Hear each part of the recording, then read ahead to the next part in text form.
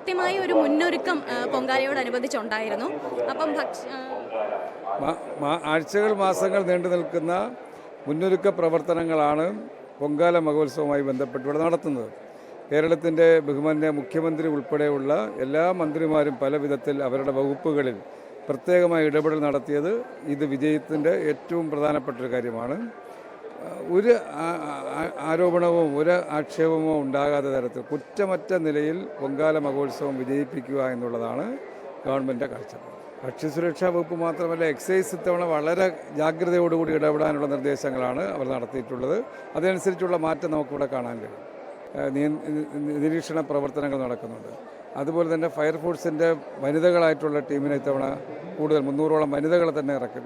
ഓരോ മേഖലകളിലും വനിതാ പ്രാതിനിധ്യം കൂടുതൽ ജീവനക്കാരെ ഉദ്യോഗസ്ഥരെ വിന്യസിക്കാൻ, അതിനനുസരിച്ച് ഇതെല്ലാം തന്നെ കണ്ടെത്താൻ, അതിനനുസരിച്ചുള്ള നടപടികൾ സ്വീകരിക്കാനെല്ലാം ഗവൺമെൻറ് തയ്യാറാണ്. ഒന്നും അനുവദനീയമല്ലെന്നതിൻ്റെ തെളിവല്ലേ.